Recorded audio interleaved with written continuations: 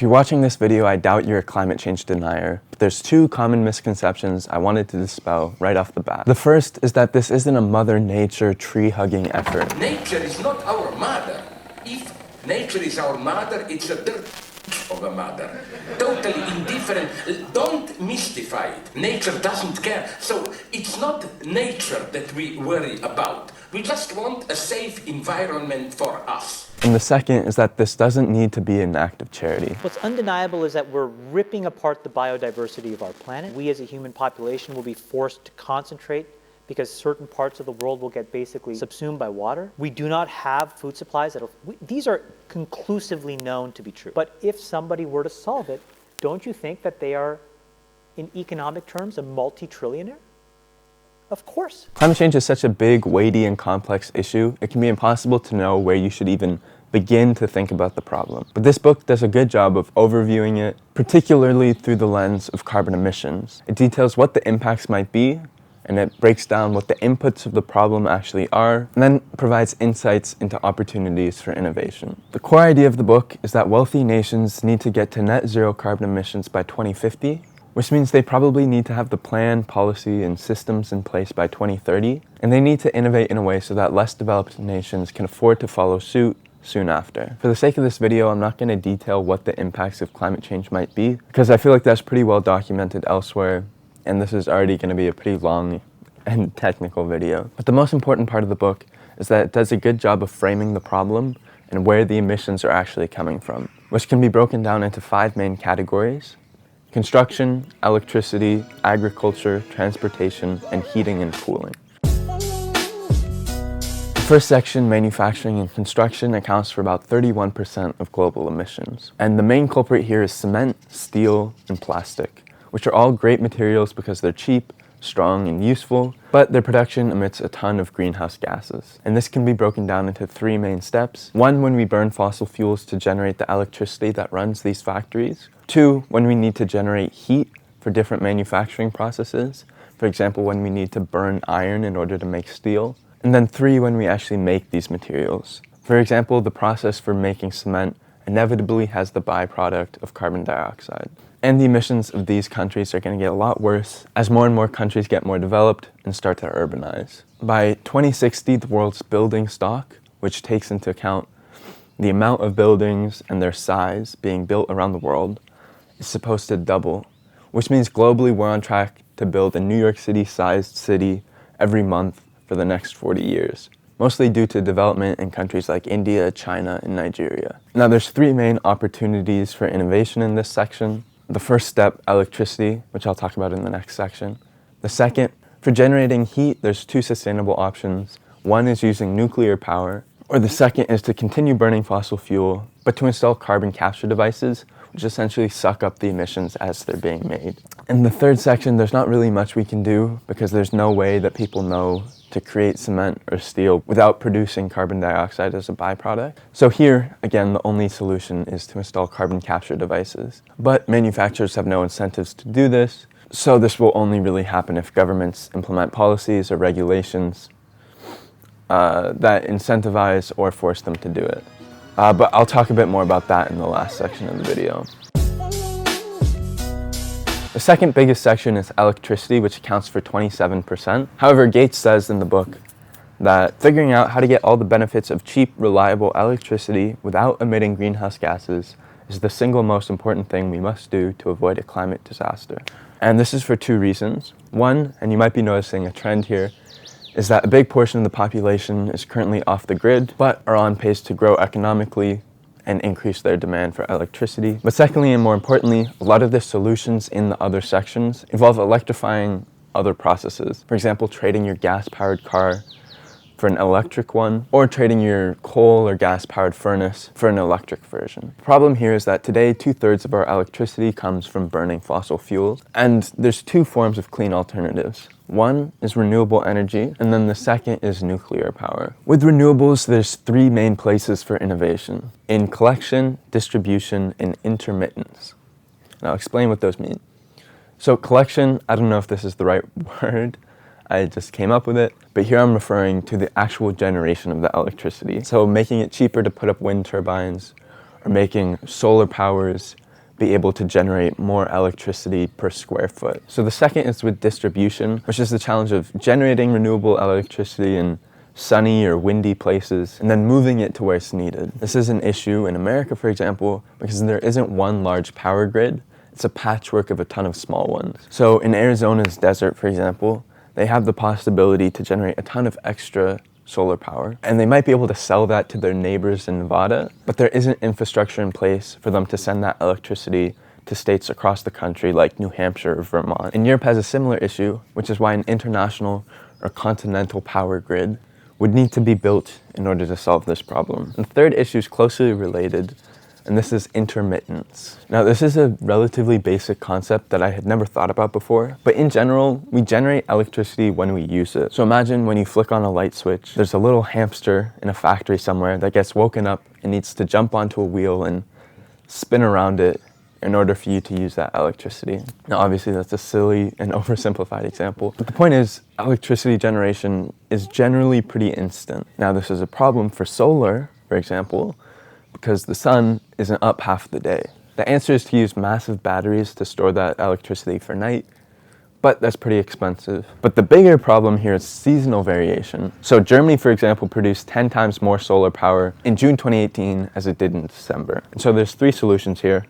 One is to get power from sunnier or windier places. Two, to get electricity by burning fossil fuels, then to install carbon capture devices. Or three, to supplement this power with nuclear, which is the second type of clean energy. And in short, it's the only clean source of energy that can deliver power day and night, pretty much anywhere in the world, through every season, and it has been proven to work at scale. And it's absolutely necessary if we want to get to zero emissions. America already gets about 20% of its electricity from nuclear power, and France is the highest in the world, and it gets about 80%.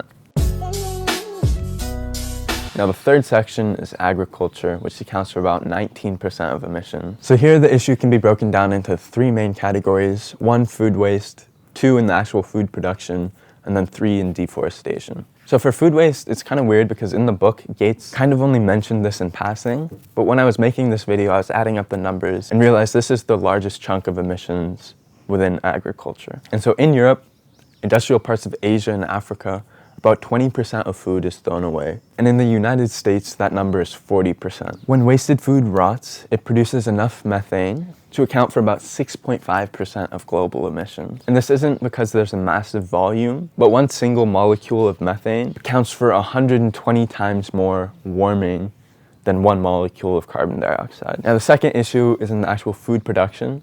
And the biggest section here, embarrassingly enough, is cow burps and farts, which are also comprised of methane and account for about 4% of global emissions. And then when animal poop decomposes, it also emits methane. And then for fertilizer, only about half of the nitrogen that's supplied to crops is actually soaked up by plants. The rest either runs off to pollute water or gets emitted into the air as nitrous oxide, which accounts for about 3% of global emissions.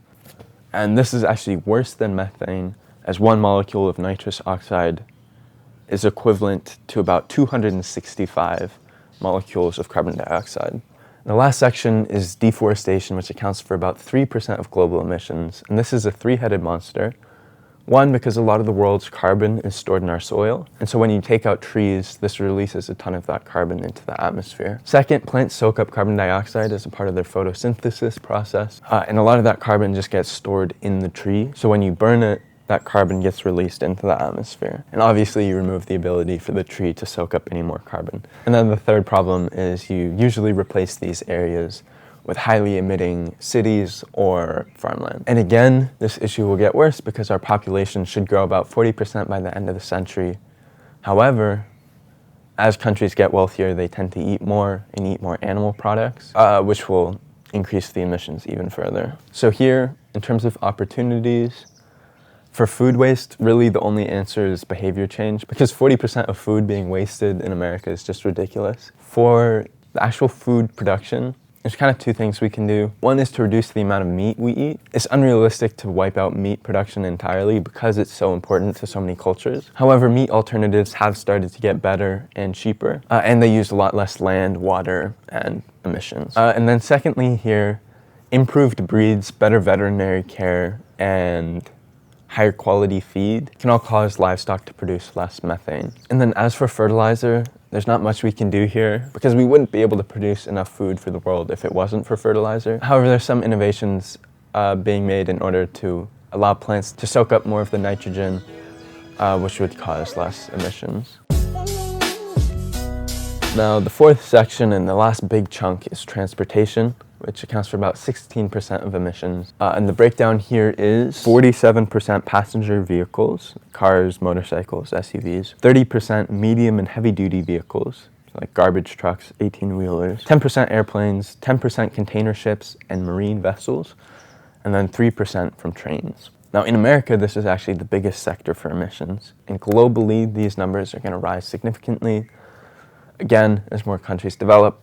In China, for example, their transportation-related emissions have doubled in the last decade and have gone up 10 times since 1990. Now, for consumer cars, the batteries for electric vehicles have already gotten about 87% cheaper in the last decade. And it's pretty reasonable to assume that by 2030, when you factor in gas prices, it should be as cheap or cheaper to drive an electric car. But for the other sections, so heavy vehicles, planes, and ships, batteries are just too big and heavy to make this realistic. And so in those situations, the solution is to look for clean alternative sources of fuel. So I think there's some innovations that would take corn and turn that into car fuel, for example, or just to try and improve on fuel efficiency.